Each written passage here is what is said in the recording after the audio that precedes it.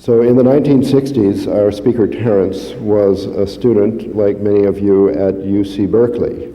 And he left in the middle of things to go on a tour around the world for 7 years that ended in the deepest Amazon basin, where he had an experience that has determined his life in the 20 years following, and which is the subject of his latest book, True Hallucinations.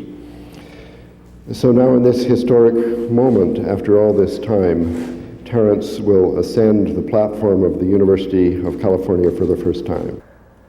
What I thought I would talk about when I was approached to do this, the pressure was to say something new, which is a heart-sinking pressure to a warhorse of the lecture circuit.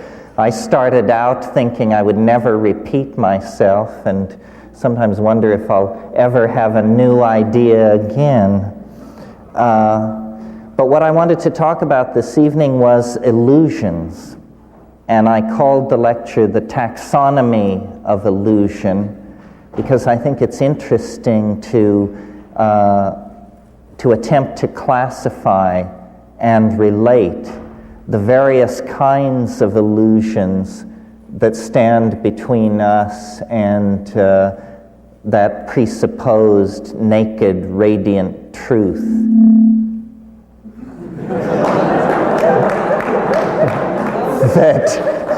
that has more or less driven the engines of Western philosophy since Plato. Of course, the great victory of modernity is to disabuse ourselves of such naive notions, but they die hard, I think. Ralph mentioned my latest book, and I don't intend to talk about the book particularly, but in the book I quote the only piece of poetry in the whole thing, not written by me. I now see that I seem to have lost it. Oh no, here it comes up. But it relates to this on many, many levels, this question of illusion and the relationship of the self to the real and where the world falls in that equation and the limits of knowledge and all that other good psychedelic stuff that needs to be considered. The quote is from Pale Fire by Vladimir Nabokov, and if you don't know this book, you should. It is without doubt one of the funniest books in the English language, and it takes the form of a very long poem and then the commentary upon this poem. The poem is written by a character that Nabokov creates named John Shade, and the part that I want to call to your attention this evening runs like this. That rare phenomenon, the iridule, when, beautiful and strange, in a bright sky above a mountain range, one opal cloudlet in an oval form reflects the rainbow of a thunderstorm which in a distant valley has been staged, for we are most artistically caged. Now, this is a very strange piece of poetry. This is not like even Wallace Stevens at his most obscure. In the first place, this word, the iridule, you won't find this word in any dictionary, and yet I sensed that this is obviously the word for this phenomenon. I know what he's talking about. I have seen this opal cloudlet in an oval form, which reflects the rainbow of a thunderstorm in a distant place.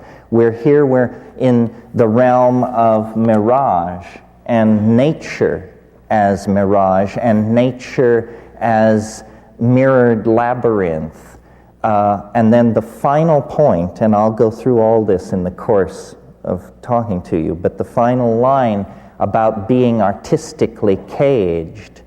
This is, I think, where the psychedelics come in, because psychedelics allow one to pierce beyond the veil of cultural illusion, beyond the linguistic momentum of what has been handed on. The faith of Tantra and magic and psychedelics is that the apparent intransigent appearance of the world can somehow be overcome by an act of magic. I used to collect Tibetan thangkas, and the texts which go with some of these thangkas, I remember one in particular which, coming out of the Tibetan, the translation was, all things being reversed, the great Hla, the great God, appears instantly. You see, the precondition for magic is the reversal of causality somehow. And as moderns, we have grown to give great credence, I think, to the idea that the world is largely a linguistic structure, largely created through the participation of the observer. But we have not been able to take that perception and turn it into a technology. Instead, we are still driven by the blind momentum of atomic structure. Who was it who said the atoms blindly run? And then I think it was Whitehead who said, yes, but within the body they blindly run according to the body's plan. You see, what I think we're dealing with are patterns and then the indeterminate dimensions between patterns. And it's in those indeterminate places, within the interstices of reality, that the observer is able to establish him or herself and then model back the world. The reason I wanted to talk about a taxonomy of illusion was because I thought it was important to relate the various styles of hyperseeing, non-seeing, and misseeing together, because I think that the heuristic consequences of doing that are to realize just how shifting the sands are upon which the ontological edifice of Western thinking rests. I mean, that's always the point, you see, to deconstruct Western civilization, because Western civilization, the toxic consequences are now clear for everyone to see.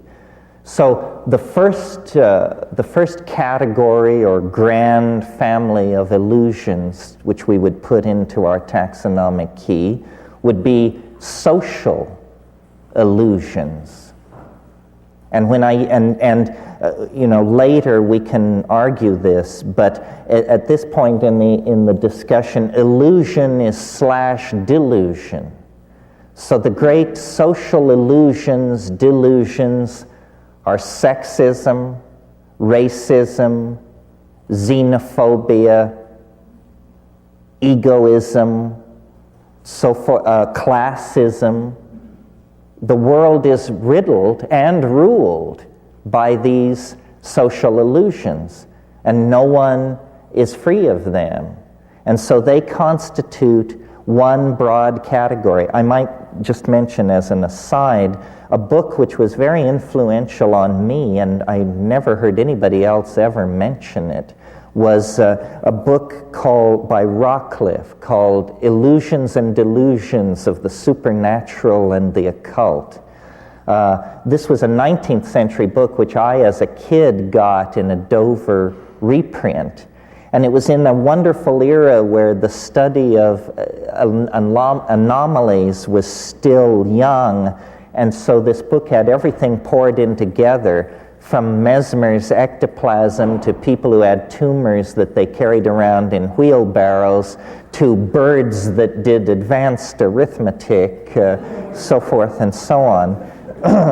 And it was a very, very much from the point of view of Victorian rationalism. And it also mentioned psychedelics. It was what it really was a category of edges, and or a catalog of edges, I'm sorry.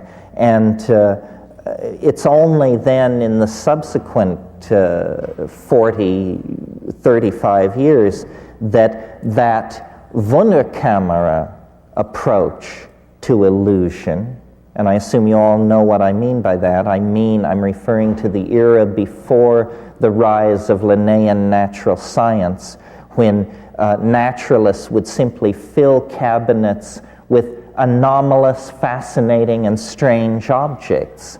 So the tarantulas might be mixed in with the chambered nautiluses, which might be stirred into the Zuni fetishes, which might be next to the something else. Then later, these Wunderkameras, these curiosity cabinets, as we would call them in English, gave way to Linnaean taxonomy. In the same way, over the past 100 years, I think the study of illusion and anomaly has attempted to rationalize itself. Spatial illusions are an entirely different family of illusory phenomena, and we all have encountered at some level, I imagine, the specially constructed environments that occur in behavioral psychology labs that trick you into thinking that the person in the foreground is smaller than the person in the background, and so forth and so on. These kinds of illusions and are probably fairly trivial, except that they address perception. And when we get to psychedelics as a source of illusion, this is more important. Another of the great family of illusions are, in thinking about them, I called them ontological illusions, illusions of states of being, which may or may not, in fact, be reflected in reality. UFOs, Bigfoot, crop circles, the entire panoply of poltergeist phenomena, and this sort of thing, ontological illusions. And these are very interesting. I mean, one could give time to this alone, because there are persistent ontological illusions in the human sensorium, such as angels, elves, demons, jinns, afrits, nixies, and sprites, that crowd. And there are ontological illusions that seem somehow tied to the evolving modalities of the group mind. UFOs are an obvious example. I mean, aside from the fact that people have occasionally seen strange things in the sky, the UFO archetype really emerges in the late 40s with the Rainier lights, and then a whole set of taxonomic features of this particular brand of illusion coalesce.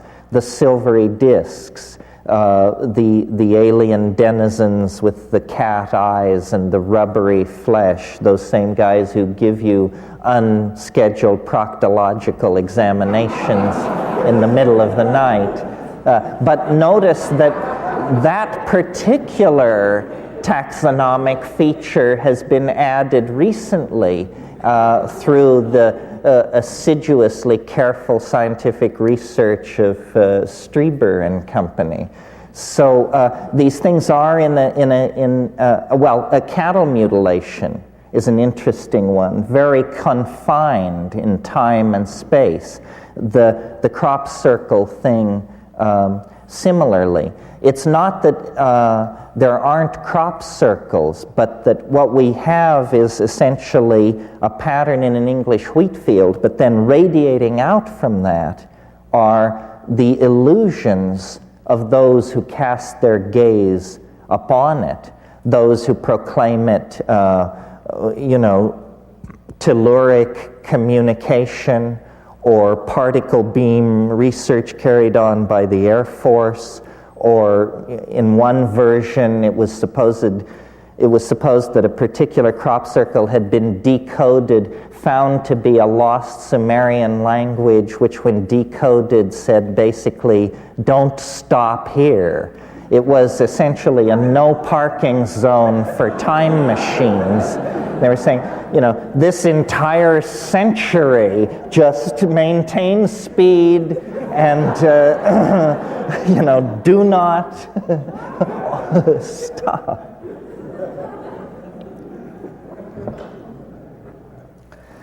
Psychedelic illusions. Again, this is a related category, but different from these ontological illusions. By illusion, I mean that these are confrontations with phenomena, an apparently subjective ground and an assumed rational observer, where then there is a more than ordinary amount of ambiguity. I mean, most of reality is illusory. It's just that we do each other the courtesy of not pointing this out. Actually you trace a very thin data path through the world, and most of what we assume without question, we have very little evidence for. I mean, something as simple as, like that Mount Everest is the highest mountain in the world. Well, first of all, very few people have ever seen it.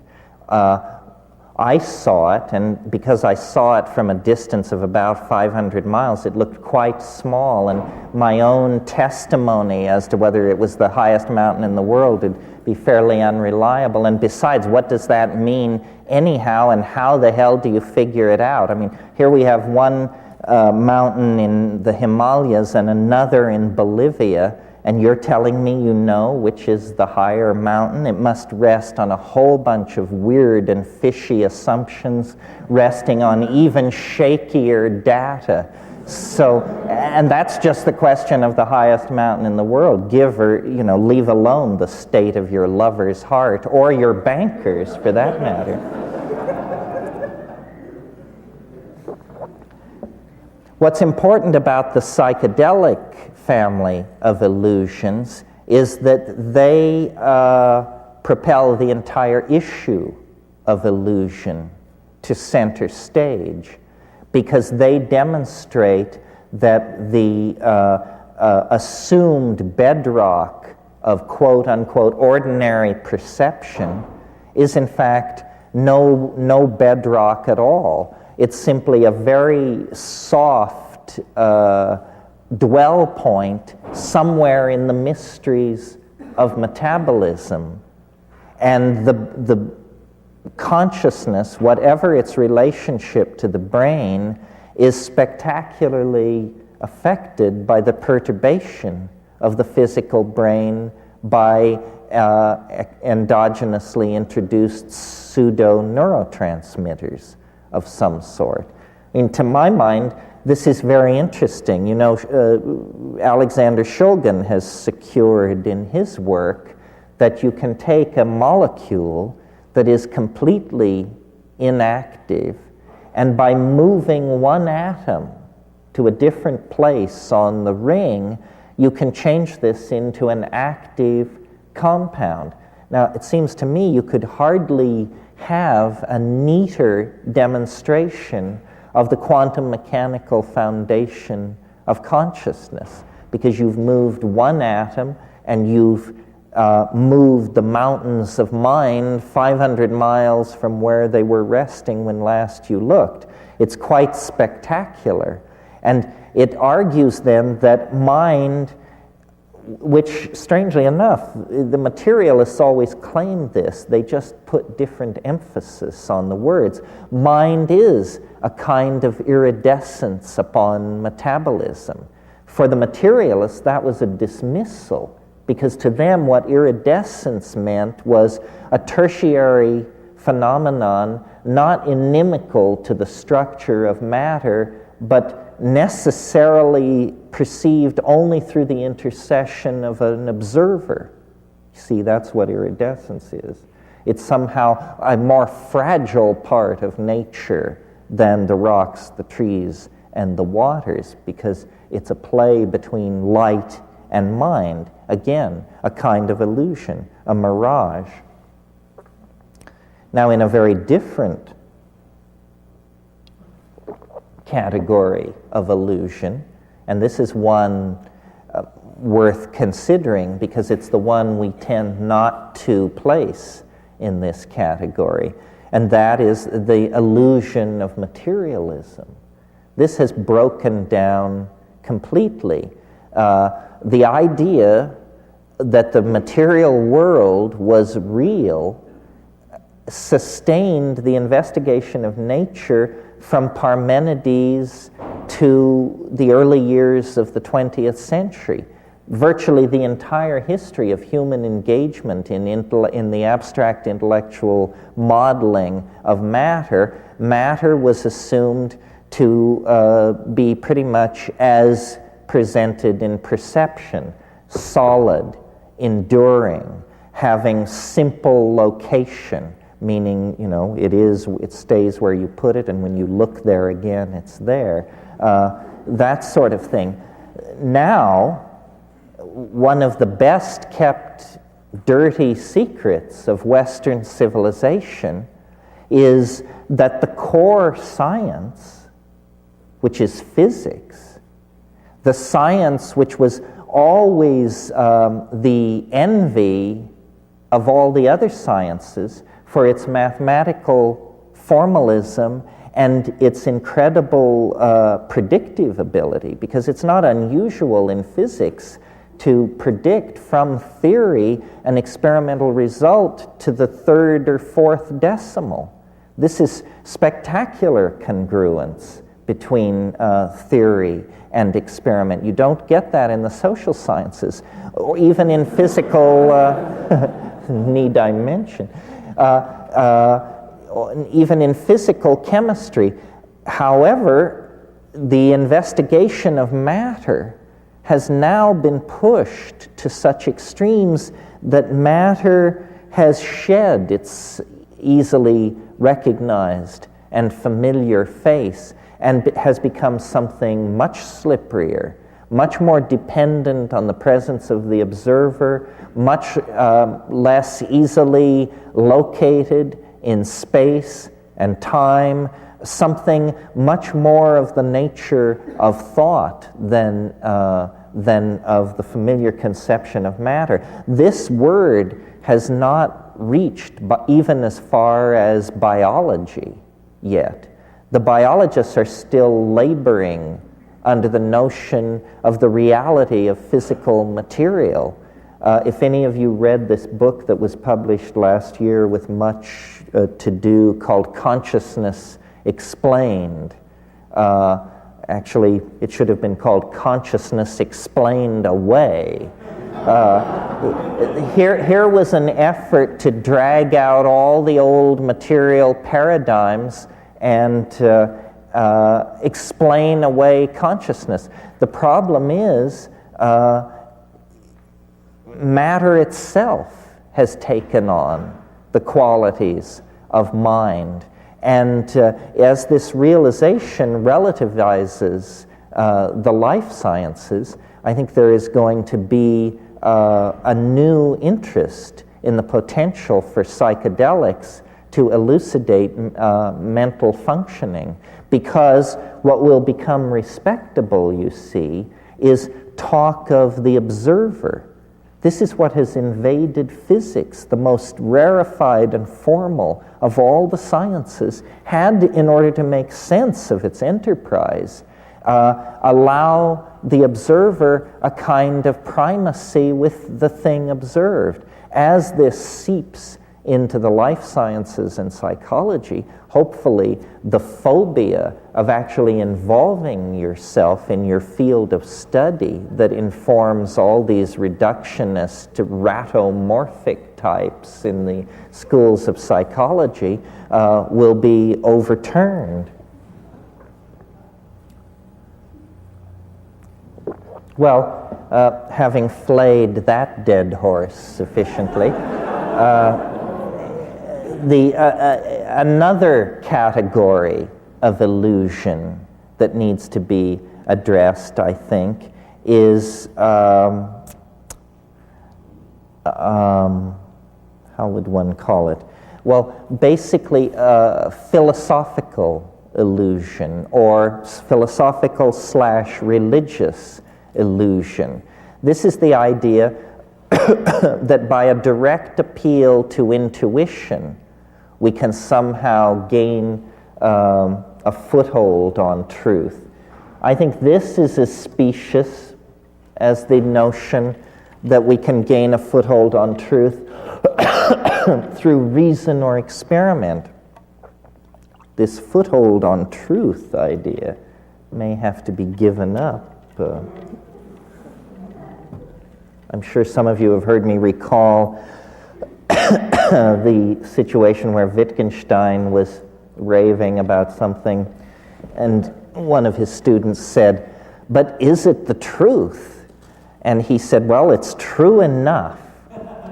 And this is really means a great divide has been crossed when you can say that, because it means you understand now that you are no longer a fairy in a Platonic super world, but that you are actually a monkey with a brain full of mush trying to sort out, what's right in front of you. True enough is what we should probably rest with. And, illusions abound. One, for instance, I was speaking of these religious ontologies. I was talking to someone recently who amazed me because I've always thought of them as a person of great intelligence, but who would never be reclaimed from the arms of Mother Church. And we had dinner last week, and he said, "I realized it finally comes down to, do you believe the universe is being run by the ghost of a Galilean politician?" And he said, put that way, I realized that it wasn't. Other religious myths are less easily undone, I think.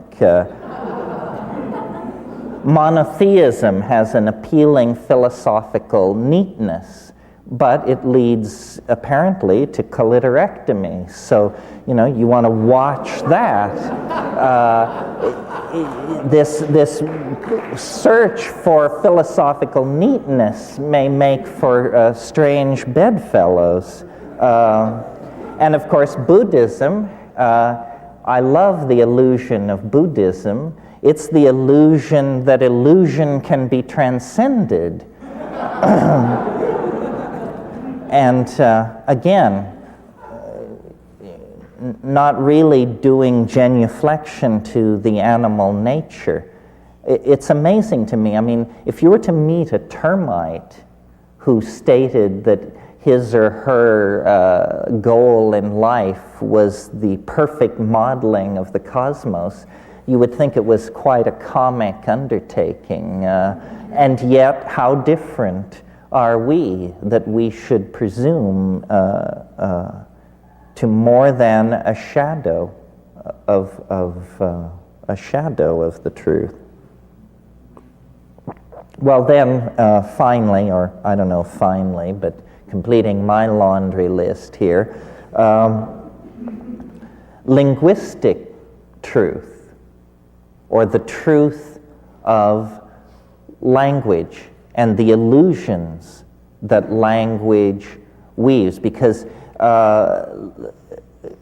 someone quite intelligent said language was invented so that people could lie. In other words, it gives you that fudge factor of obfuscation, where someone says, why did you do that? Well, the best approach is, I didn't do that.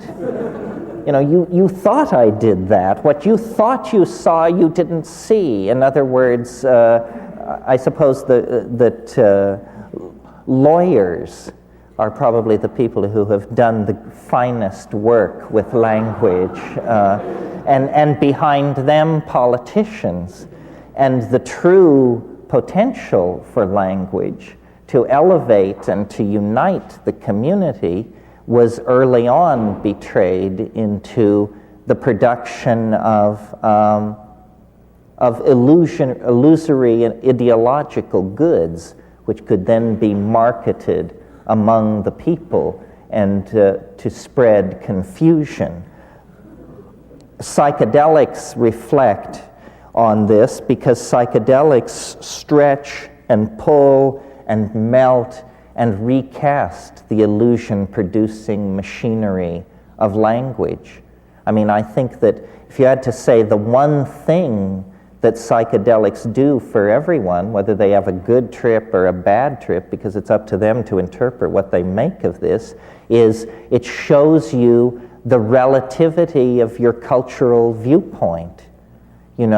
That it's just your point of view. You inherited it from a geographical area, a culture, a set of parents. It has no relationship whatsoever to anything anchored in some kind of metaphysical superspace. It's just your cultural point of view. And travel actually does the same thing. And I've always felt there was a weird affinity between psychedelics and travel, and I suppose many people have, or we wouldn't call it a trip, and we wouldn't call it a journey. But travel shows you the relativity of culture. And what's really happening when you travel, you see, is you're moving from one language domain to another. We don't think of it that way, but that is in fact what is happening. You can never see the Amazon jungle if you keep intact the bubble of linguistic assumptions of the place you started out from. Every place will withhold its secrets from you. I learned this in the Amazon because the first time I went, I had virtually no botany. And to me, the jungle was green. That's what it was. And it was many shades of green, and it was beautiful, and it was this and that, but it was basically green. The second time I went, I was with a lot of botanists.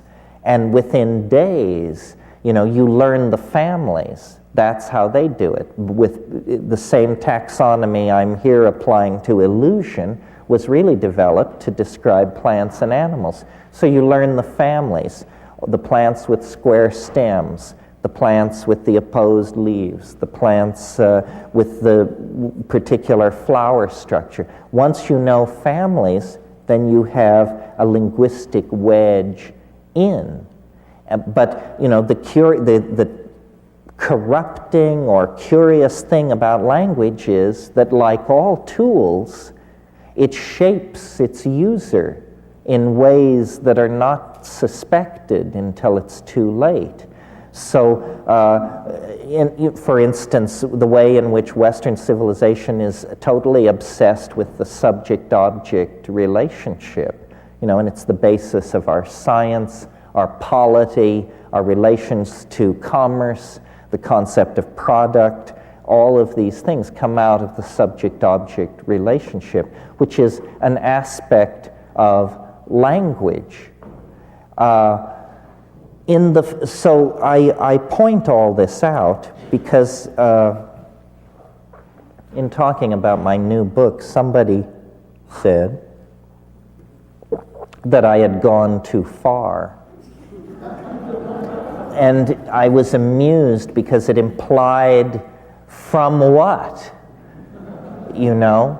It's not like there is a King's X where graybeards in white coats tend the sacred vestal fires of reality. There is no reality. There are only people who know this and people who don't know this and are therefore being manipulated by the people who do know it.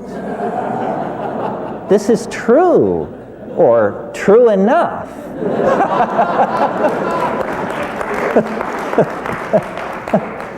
And,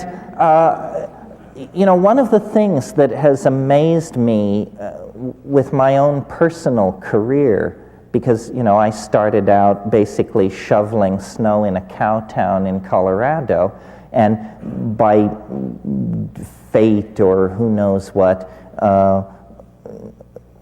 come to the present position. And what I notice as I traverse levels on a supposed ladder of success, where you would expect there to be more and more competition and people and activity, actually it gets emptier and emptier. There is nobody minding the store, as far as I can tell. This is why I'm so unsympathetic to conspiracy theory. We could use a few conspiracies. Nobody is minding the store. Everybody is getting rich, personally rich, and so they don't have time for, to advance the Aryan race or the Council of Zion or any of this fantasy and illusion that haunts the world of conspiracy theory. Rather, it seems everything is being left pretty much to develop on its own because people are afraid to grab or touch the levers and buttons in the control room of the historical vehicle. And what that means then is that people who can cut through these many, many illusions, the illusion of materialism, the illusion of business as usual, the illusion of benevolent institutions carefully guiding us toward reasonable destinies. If you cut through all that, if you disabuse yourself of all that, you will empower yourself to eventually be able to stand up in delicate social and political situations and just say, bullshit. That's bullshit.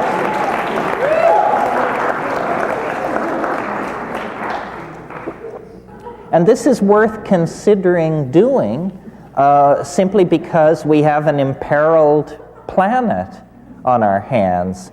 We have been, for a long, long time, the victims of illusion. Western civilization, Stephen Dedalus was right. History is a nightmare from which one must awaken, quite literally. I mean, we have been blind to what we have been doing. We are blind at this moment to what we are doing. If in a single moment the actual nature of our predicament were to fully make itself felt in the mind of any one of us, I think it would be paralyzing. It would be horrifying. We have waited till the last moment of the last hour.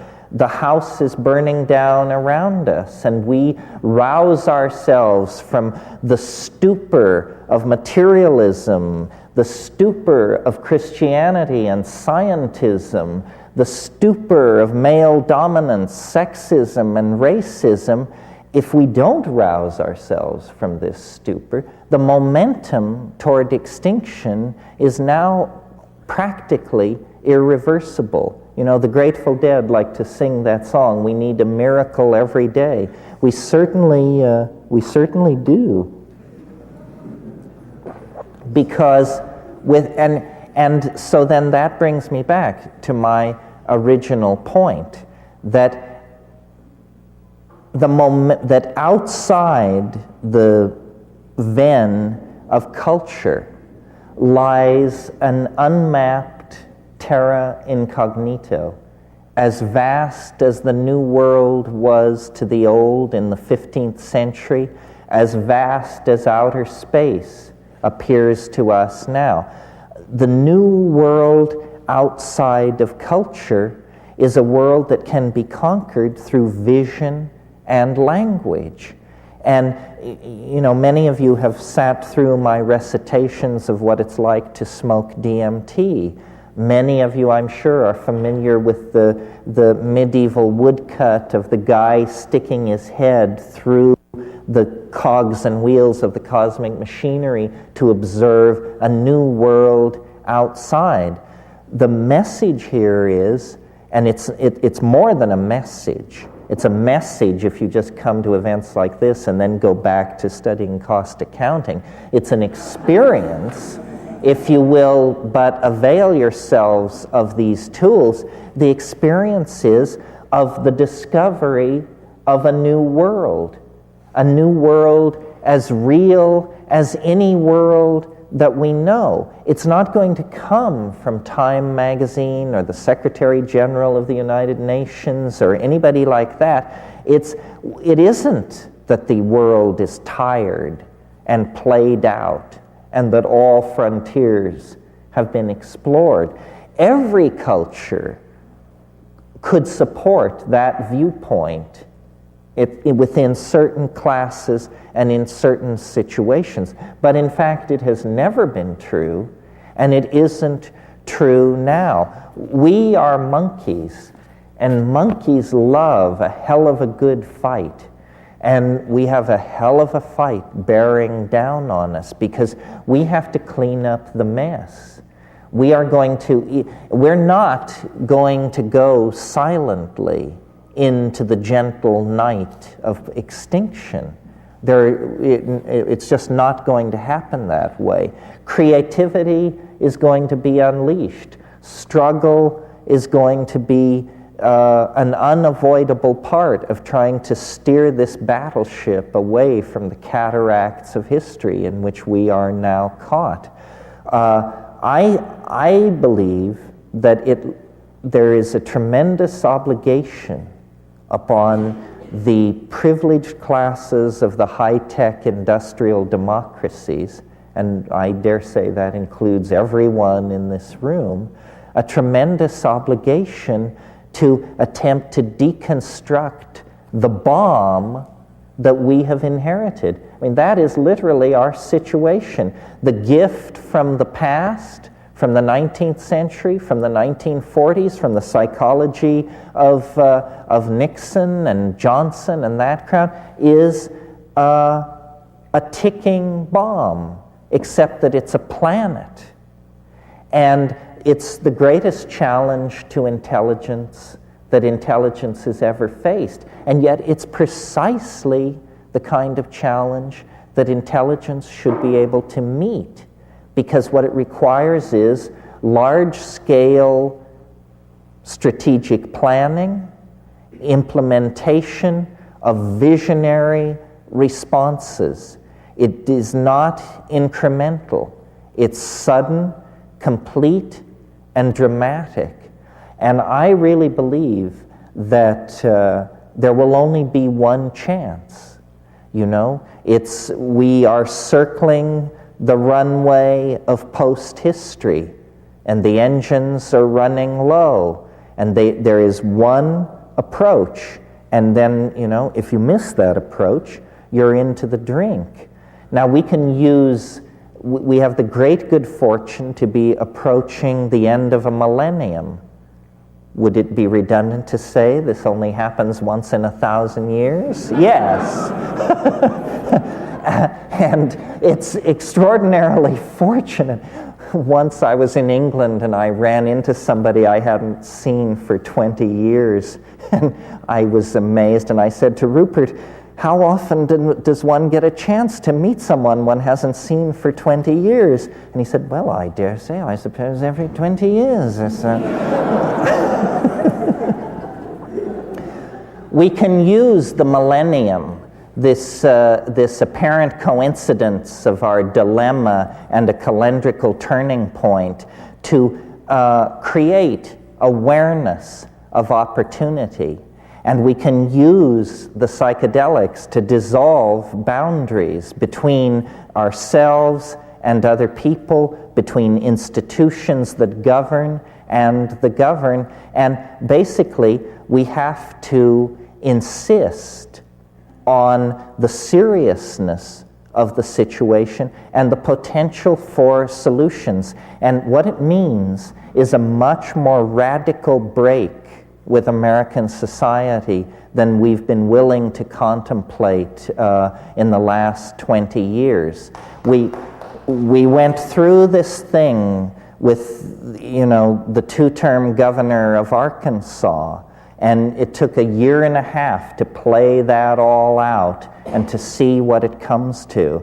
And what it comes to is, Washington is convulsed over the possibility of closing an air base near Sacramento. So how can we even conceive of this government making an impact on the real problems? It is still government by flim-flam.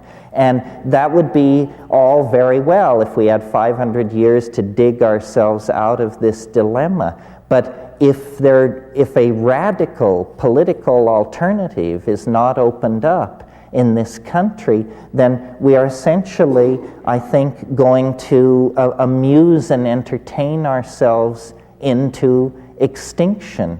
The ordinary orthodox system has failed. What Bill Clinton exists to prove, at best, is that people of goodwill make no difference in those institutions because they are compromised and corrupted from the very beginning. It's just the way it is. Those institutions are set up for business as usual. Business as usual at this point is a death sentence on the human race. What has to be done is a tribalizing of culture, an ecstaticizing of culture, a dissolving of hierarchy. That means self-empowerment through claiming the new information technologies, through deconditioning from propaganda, through deconditioning from the pharmaphobia that holds everyone within the pre-programmed molds that are being handed down from Madison Avenue and Hollywood. It means actually realizing that your life is your own. Your destiny is your own. It isn't within the confines of the culture because the culture is dissolving. And to the degree that the word is put out, that phenomenon will accelerate. We are in an extraordinary transition. Everything that has worked now doesn't, meaning global economic systems, control of the spread of epidemic disease, so forth and so on. All these systems are breaking down, and yet the new systems are not yet in place. So this is a situation of extraordinary malleability and a situation in which people of great vision and great ego can make tremendous impact. So it's a very dangerous situation. We saw this in the 1930s in Germany and in Europe, where there were all kinds of potentials, all kinds of possibilities. We forget how powerful a visionary Marxism was before the rise of fascism. Movements like Bauhaus and Dada and Surrealism all had agendas which disappeared then under the rise of fascism. This must not happen again. And what it has to do with is resisting images that are coming from the reality studio, resisting the images that are coming off the tube, coming through the newspapers, and creating a community based on psychedelics, sexuality, sensitivity, and good sense. Cultural value, and what good sense will mean in this situation is the preservation of the earth, the preservation of diversity, deconditioning from product fetishism, deconditioning from energy overconsumption. All these things we understand, but we seem to lack the power to change our minds, or if we have that power, then the power to change other people's minds. And I am into psychedelics not because I think it's a sure thing, but because I think it is the only game in town. In other words, it's the only thing I've ever seen change an individual on a time scale similar to the time scale that we have if we're going to make a difference. I've seen over and over again, I'm sure many of you have, people go into a psychedelic jerks and come out halfway decent human beings, 8 hours later.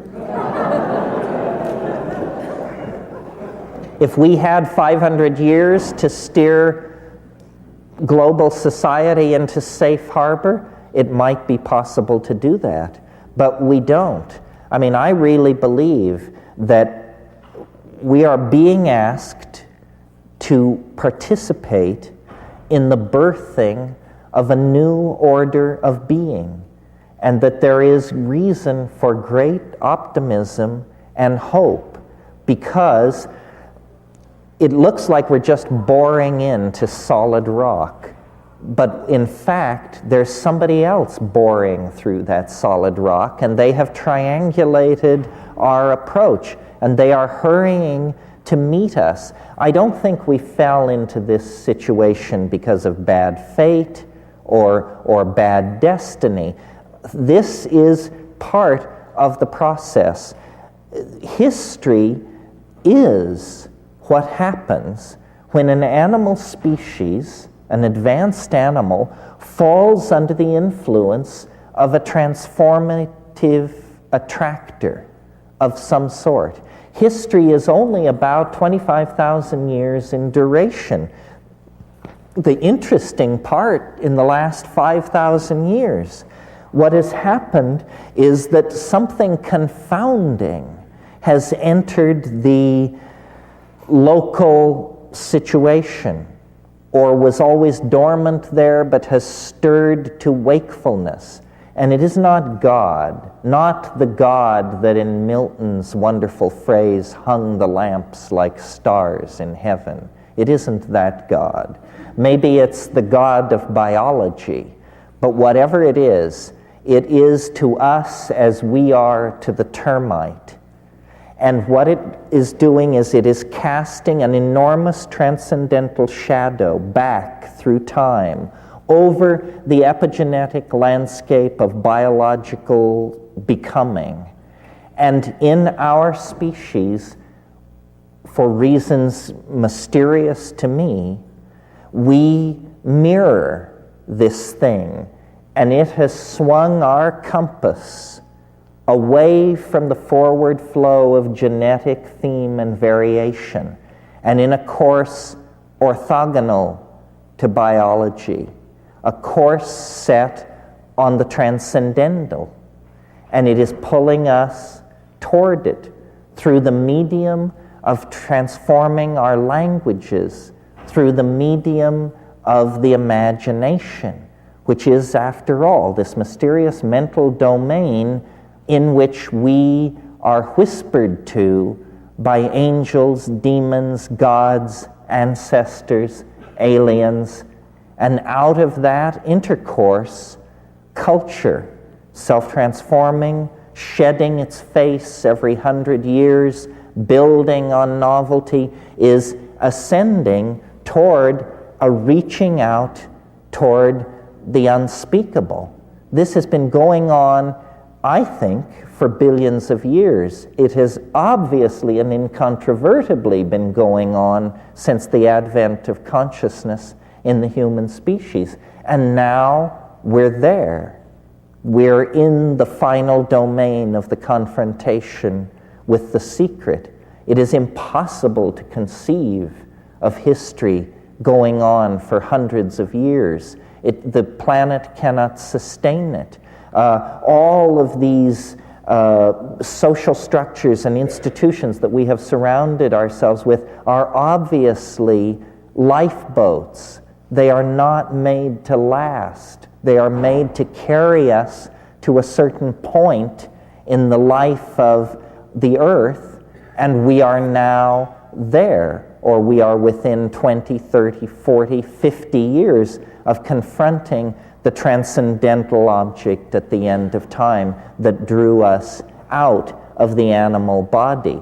History is the proof and the shock wave of the eschaton. This is a hard thing for secular audiences to wrap their minds around because they're familiar with hearing this from rattlesnake-handling Christers. But that's simply because religion has always been the repository of the irrational intuition. It never said that the irrational intuition is ipso facto false. It becomes a travesty when hung with the trappings of dogma derived through the scholarly revelation of weasels. But the intuition is pristine, and the intuition of Islam, Judaism, Christianity, and cults innumerable is that there is a finiteness to the historical experience.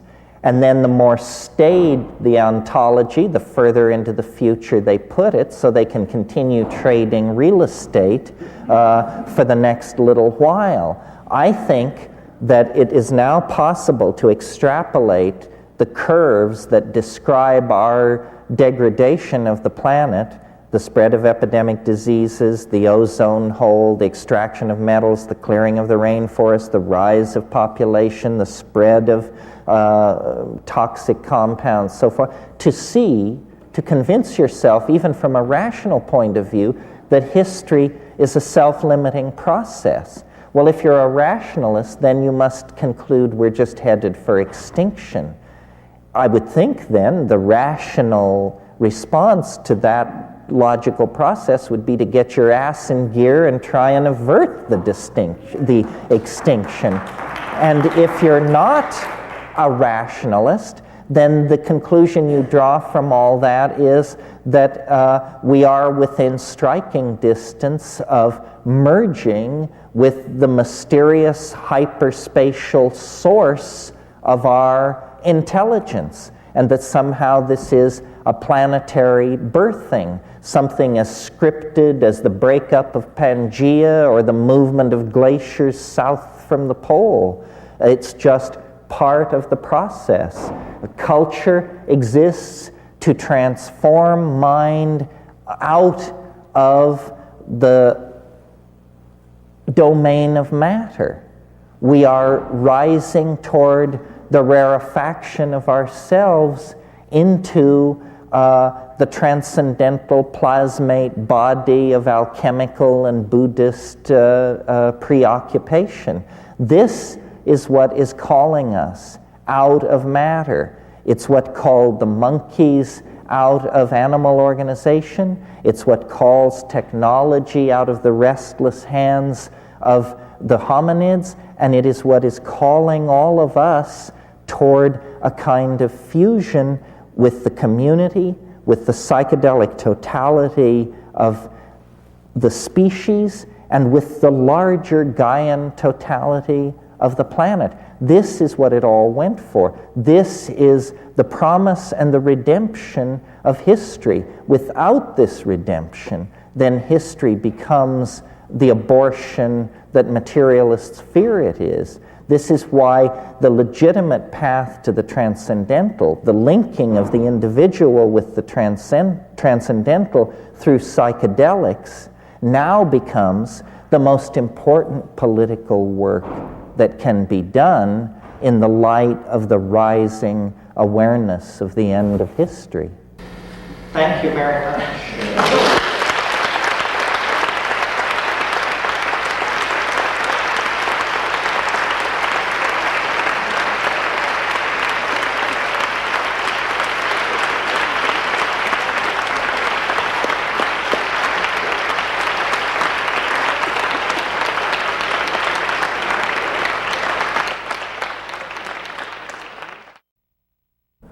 Well, all of you who stayed, the intrepid core, I'll just go through these. I've not had any chance to look at them, and handwriting is also degraded here at the end of the world, so it's a little hard to sort out some of this. What role does an individual psychedelic experience play in the massive changes that you're anticipating? It would seem to me, my model for the psychedelic experience, there have been a number of them. The idea that it mimics madness, that was one idea. That it takes you into the Jungian unconscious, that was one notion. That it somehow illuminates the concepts of Indian yoga or after-death models, such as the Tibetan Book of the Dead. All of these have been tried. My assumption has been a mathematical one, that what psychedelics are about is that mind, under the pressure of evolutionary constraints, turns itself into a threat detection device. And that's how we use it in three-dimensional space, to anticipate threat and to meet it. But that is, as it were, a lower order application of mind, and that in silent darkness, what happens on psychedelics is that the mind unfolds literally into a kind of superspace or a higher dimension in the mathematical sense, because I take seriously the claims made in all times and places for millennia that shamans can locate lost objects, predict weather, see where the game has gone, and predict the outcome of disease situations. In all cases, what is involved is a higher dimensional relationship to the manifold of history. So I think that, you all understand that a locked box, if we had a padlocked box here on stage, a locked box is not locked in hyperspace. It has a dimension in hyperspace from which the contents of the locked box are easily removed, taken out, and put back. In our world, this looks like magic. Shamanism is like this.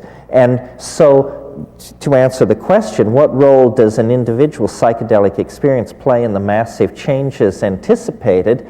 The role is that the individual gets in on the joke.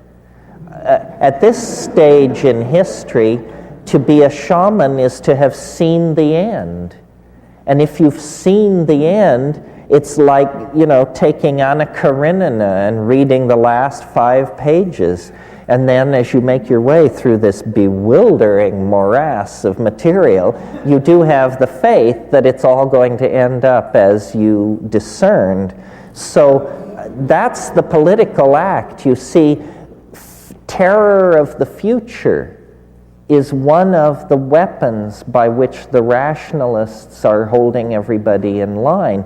Terror of the future can be put out to pasture through psychedelic shamanism.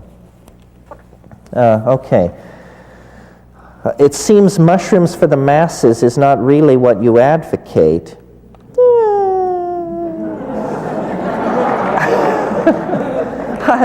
Mushrooms for the masses doesn't sound like such a terrible idea. I mean, I always equivocate by saying, if your problem is maintaining boundaries, then you probably shouldn't take any psychedelics. But you can't, in a mature civilization, you don't define opportunities based on what will be detrimental to a small minority. Mushrooms for the masses seems to me a fine idea. I just don't see how it can ever come about, because I believe that the society-shaping effects of these things are so powerful that they will never be tolerated. Just to go off on a tangent for a moment, this is why I am an incredibly pessimistic person about getting pot legalized. Because as far as I can tell, the argument now in favor of legalizing cannabis is that it ain't no big deal, so why not legalize it? The problem is it is a big deal. You just have to bake it into some banana bread and you'll find out what a deal it is. So, and if you read the 19th century accounts like Fitzhugh Ludlow, the hashish eater, people like that, it's perfectly clear that it can reach LSD levels of intensity if you eat it. And the question, if pot were judged on its social impact, or its lack of addiction, its lack of detriment to health, it would have been legal a long time ago. But it subtly erodes commitment to dominator values in ways that are absolutely intolerable to dominator institutions. They'll let gays in the military before they'll legalize pot. That's how threatened they are by pot. Well, let's see here. Recently you appeared on talk radio with LA Police Chief Daryl Gates. What was the inside story, and do you feel you were heard by him?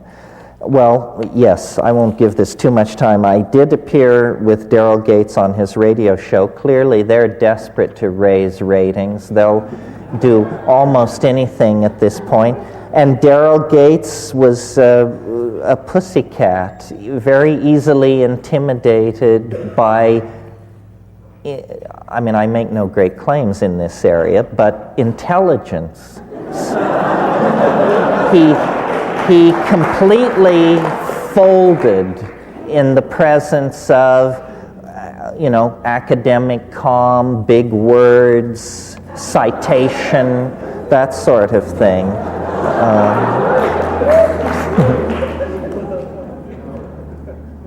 What is the difference between your vision of the end of history and the Christian belief in a Savior? This is a great question.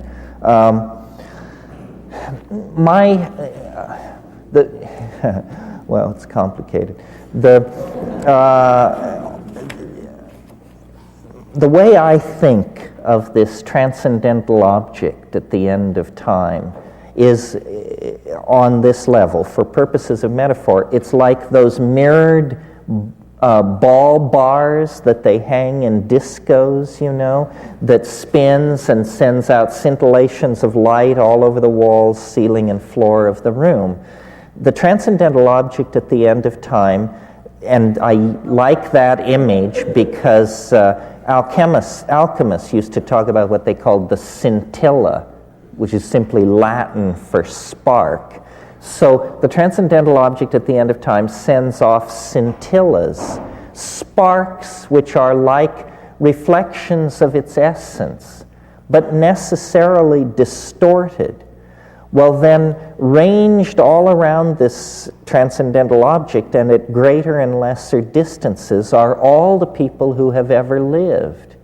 And if you are a Buddha, a Christ, a Mohammed, a guru, somebody or other, and you what that means is that you have been struck by a scintilla of reflection from the transcendental object. And so you, as it were, have assimilated its essence into your being, and now you must act it out. And I would bet you that if you could step into the mind of a Christ on the road to Calvary or a Buddha preaching at Sarnath, what you would discover going on in the personal part of the mind is the question, why me? Why me? And the answer is, you just are dumb lucky, that's all. You know, you just happen to be standing in the right place at the right time, and there is nothing special about you. You just have a hit of the stuff. And then the other part of the question, the problem with all these religions, and it affects flying saucer cults, and it affects occult schools of magic, and everywhere, is people claim to know too much. They are not willing to live in the light of ignorance and in the absence of closure. So, you know, my God, you go to these UFO conferences, and, you know, you've got the people talking to the Pleiadians in booth 1. Next to them, people are talking to Commander Zamo of the Antares system. And then number 3, something else. No cognitive dissonance between these groups. They all have coffee together and are dating heavily, and it doesn't ever seem to enter anybody's mind that this is a little odd. In occult stuff, you know, you say, what's that? And they say, well, that's the 11th amethystine ray that was brought by the great white fathers of the 11th Lodge who came from the galactic center at the fall of Atlantis and established the... You say, how the hell do you know all this stuff? You know, I mean, nobody knows anything. And Christianity, the anticipation of the end of the world and the exegesis of revelations that has been worked out based on the visions of John of Athos, you know, it's a good try, but it's not a paint-by-number script for the unfolding of the world by any means. When the transcendental object at the end of time finally reveals its quintessence among us, all prophecies will be fulfilled. All religious ontologies will find themselves somehow vindicated and somehow humbled in the same moment, because they were, in fact, in Wordsworth's wonderful phrase, intimations of immortality. But you don't need to rely on these sanctioned intimations of immortality. You can have your own simply by taking 5 grams in silent darkness on an empty stomach after you've unplugged the phones on a Saturday night in your apartment. The real research into the nature of the eschaton is done one-on-one above 5 grams.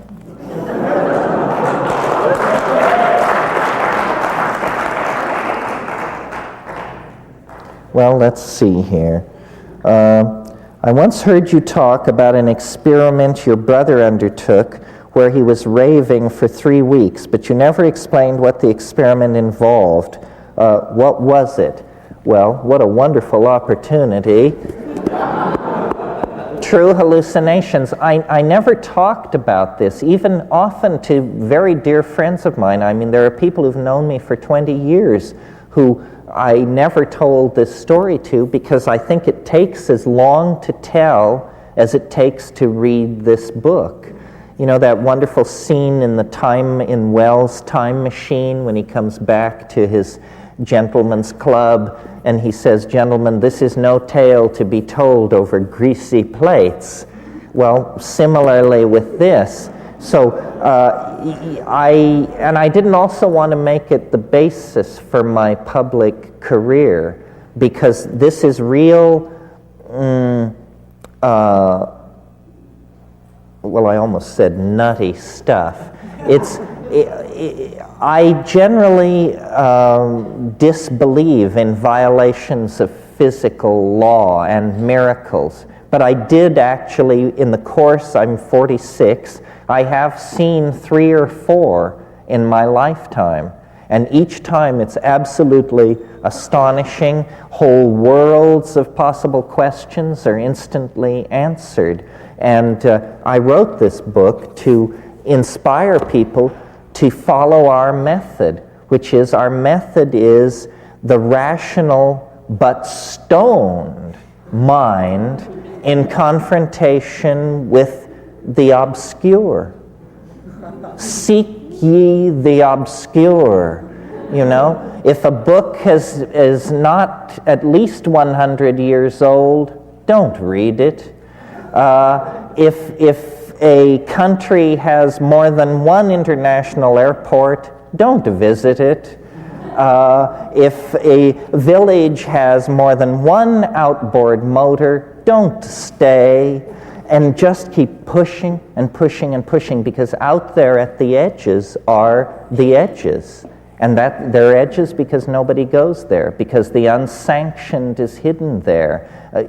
That's where the shamans are, and the mad people, and the sexual experimentalists, and the aesthetic experimentalists.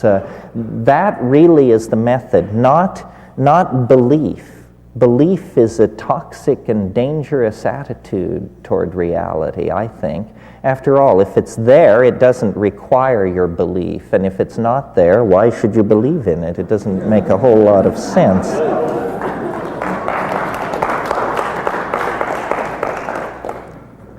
By eliminating money and the separateness that it causes, could the world be saved by sharing the resources and the work and eliminating all the unnecessary waste of energy and needless competition and consumption? Well, I'm not sure how money could be eliminated. See, I'm a funny person. I vacillate between, I have a very strong impulse toward political action and save the world and round up the miscreants and set things right. That's part of my thing. But I also have this incredibly evolved sense that it's a done deal, that it's okay, that the main task is a certain alertness and attention to one's comrades, and that it will all unfold through the intercession of the transcendental object at the end of time. People say this is a contradiction. Fine, it's a contradiction. I mean, what are we doing here anyway? Is life supposed to be simple? But I preface that by saying, one time somebody in a group like this challenged me and said, you're always talking about the peril of the planet and one thing and another. Why don't you ask the mushroom how to save the planet? And so then I thought that was kind of a facetious and challenging thing to propose, but the next time I found myself capable of asking the question, I did. And the mushroom hesitated, and now I pass this on to you as pure fungal hearsay on the networks. I said to the mushroom, so how can we save the world? And it hesitated roughly a third of a second and said every woman should bear only one natural child. I thought about this for a long time before I ever publicly mentioned it to anyone. And I realized, you see, I think that what is destroying us are two things. Number one, an uncontrolled rise in population that wipes out every good intention, every social program, every expansion of agriculture succumbs to expanded population. This is destroying us. The other thing that is destroying us is that we are not properly utilizing the intelligence, talent, and so forth of half of our population, the female half of the population. Now, people say, that we must, women must be promoted to professional positions and power positions, and of course this is true, and I agree, but what is really holding women back is that they spend a staggering amount of their creative lifespan raising children. And if every woman were to bear only one natural child, the population of the planet would fall by 50% in 40 years without wars, epidemic diseases. It would just naturally fall in half. Now, I don't think very many people have ever considered this possibility. We tend to think that our problems are insoluble.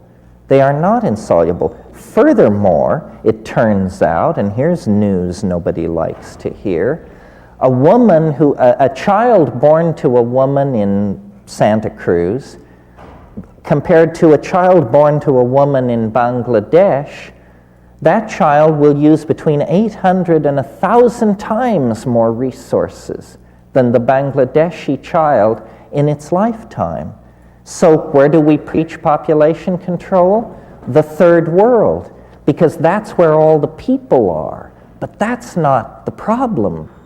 People are not the problem. Incredible consumption by some people is the problem. It would be possible to imagine a world where governmental institutions or whoever's running things could go to women and say, how would you like to have vastly increased leisure time? How would you like to have an increased expendable income? And how would you like to have genuine status as a hero in the struggle to save the planet? If women were to have only one natural child, women would very naturally come into an enormous empowerment. No one, no institution could deny it to them. And interestingly enough, this is not a plan where men, who have always been the planners and the managers of plans, play much of a role at all. Well, I just pass that off in case you don't want to put your trust in the transcendental object at the end of the world. Then the most politically conscious thing, apparently from the mushrooms' point of view, that you could do is encourage those kinds of policies and that kind of attitude. How many unnatural children? Are there unnatural children? Oh dear, still carrying a grudge? Leave it. Leave it to Saddam.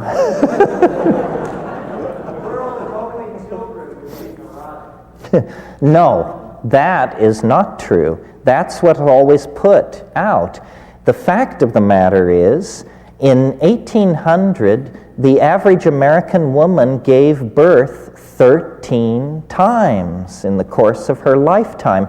The two-child family is a genuflection to the Industrial Revolution.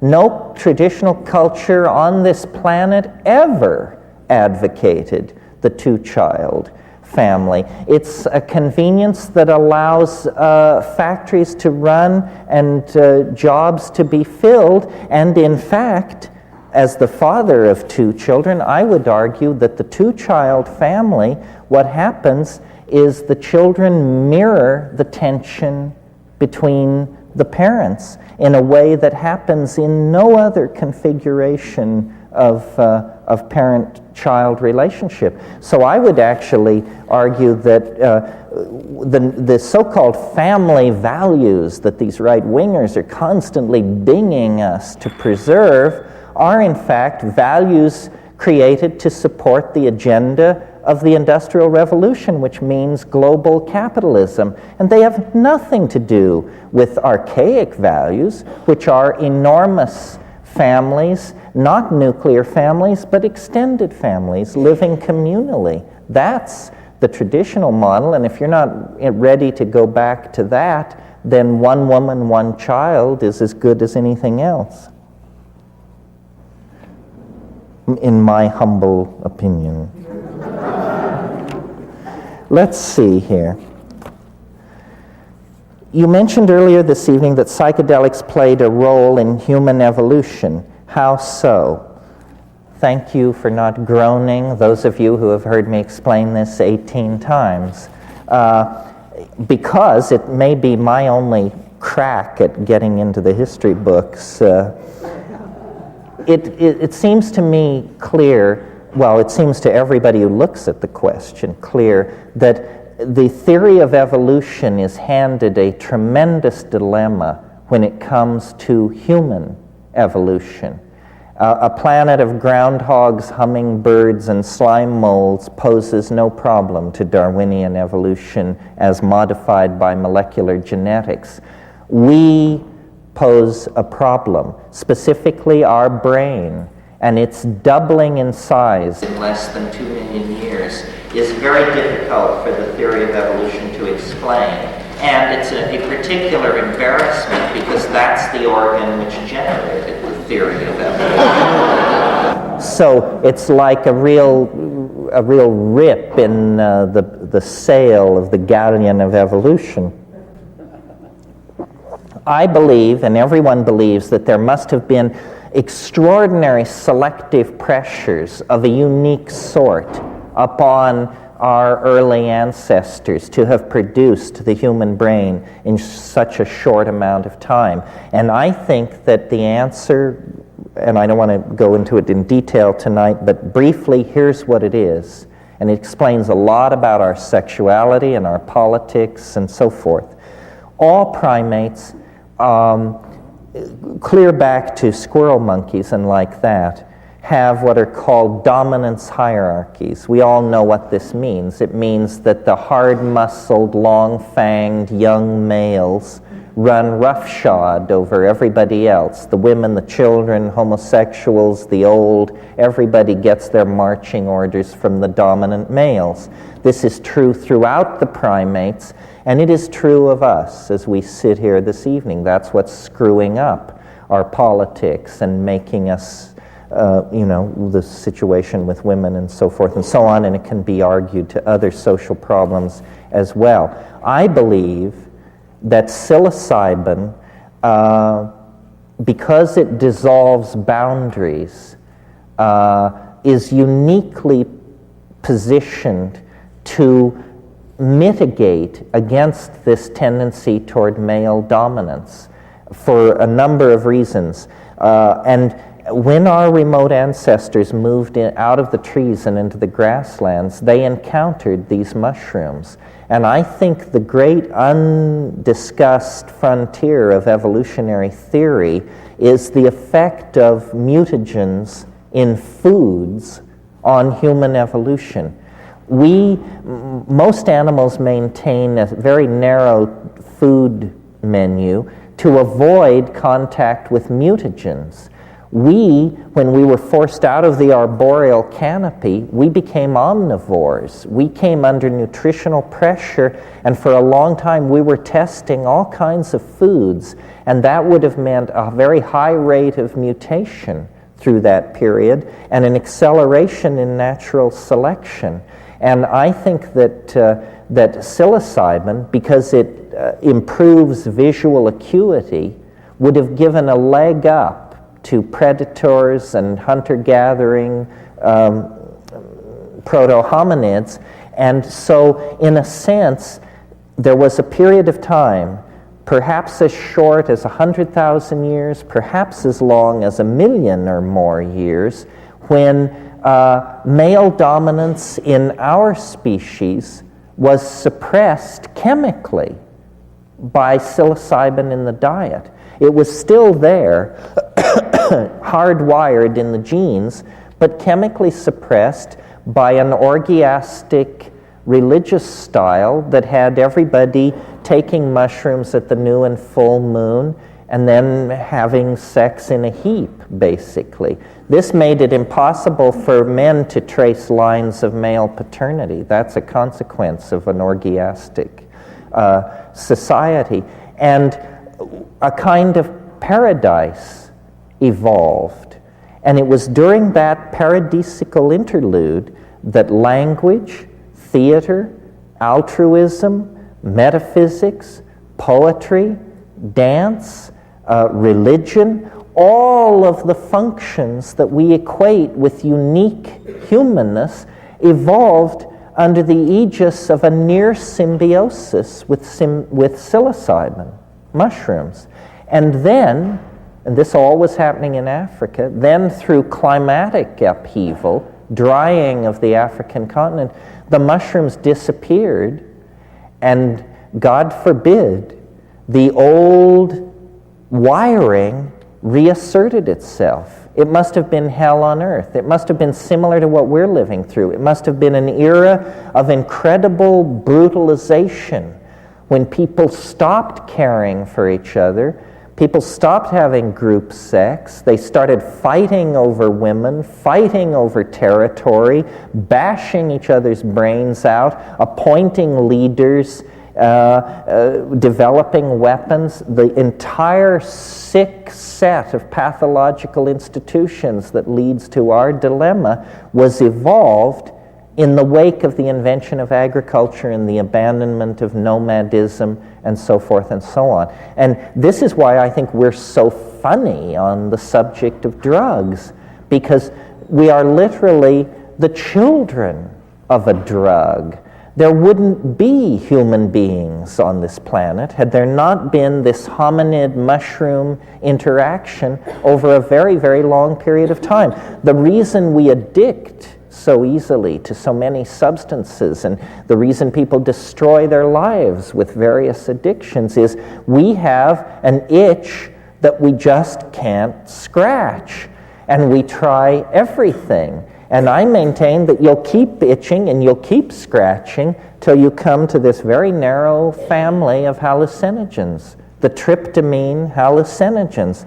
Then the itch stops because you are restored to the archaic dynamic in which we created the most noble social systems that we have ever lived under. The archaic, nomadic, shamanic, goddess-worshipping world of the dawn time.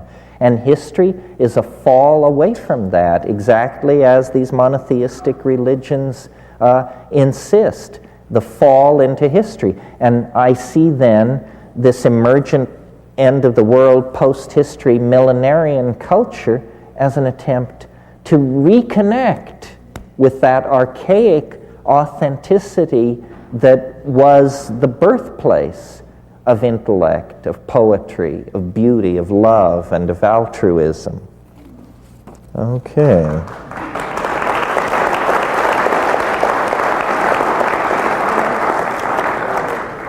These are great questions. I wish I had more time.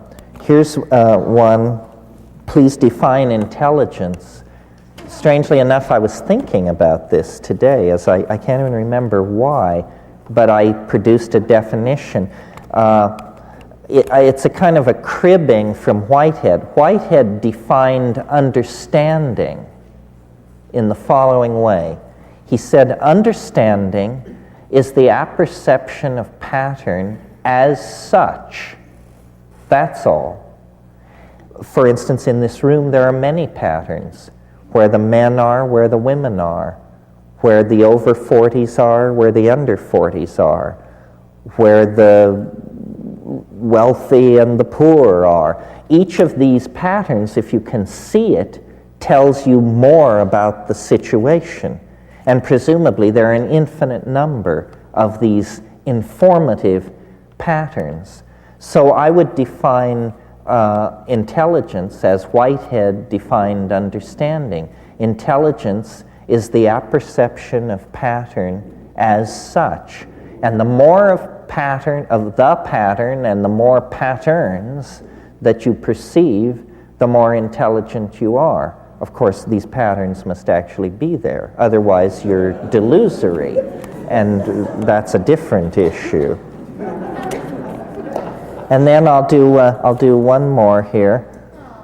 Oh, you don't want go fast through them.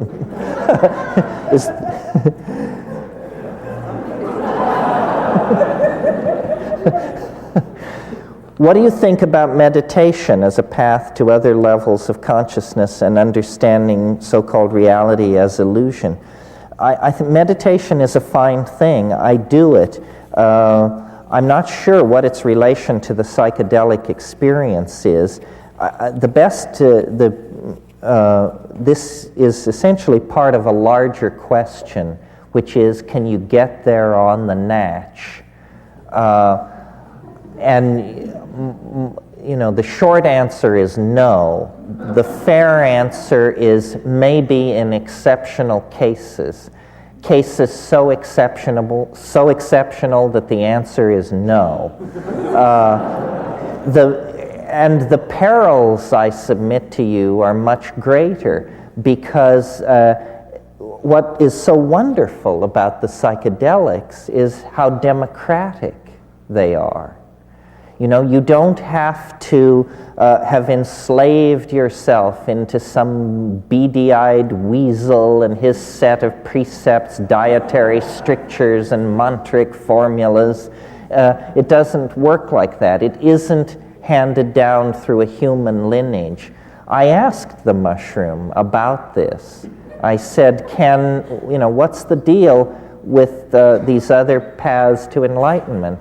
And you got to understand, this is the mushroom speaking, but it said, for one human being to seek enlightenment from another is like one grain of sand to seek enlightenment from another. It is preposterous. And I like that because I've never met anybody whose intelligence seemed so intimidating that they deserved to be followed. And I dare say you probably haven't either, if you've been paying attention. I mean, how many philandering zennies have to parade before us? How many Kagyups with a Budweiser welded to their good right hand do we have to encounter before you get the message? These guys are just slime balls at worst and lost souls at best, and you're smarter than they are by an order of magnitude anyway, so why waste your time? Now, if you want to follow, if you just can't tear yourself away from the concept of following, then, how about Plato, Heraclitus, Parmenides, Plotinus, Proclus? Dead guys, they're much safer. They're not going to try and climb into your wallet or some delicate portion of your anatomy. Plus, they've been use-tested in the historical arena and have been found to be generally at least harmless at worst, and in some cases actually to be recommended. So I would say, the whole message of psychedelics is self-empowerment. Trust yourself. Seize the tiller of your destiny. It is your life. It is your body. It is your mind. And it's your world to remake as you choose to reshape it. History has failed. The past is no guide. The immediate generations preceding us have dealt themselves into bankruptcy. Their object fetishism, their ideological excesses, their tendency to resort to brutality in the solution of every problem has essentially ruled them out of play. They are no longer operable. And psychedelics, because they do, in fact, enhance, accelerate, and promote consciousness, must, it's not a debate, must loom large in the future history of our species. Because if consciousness is not a major part of the human future, it is not a human future. Thank you very, very much.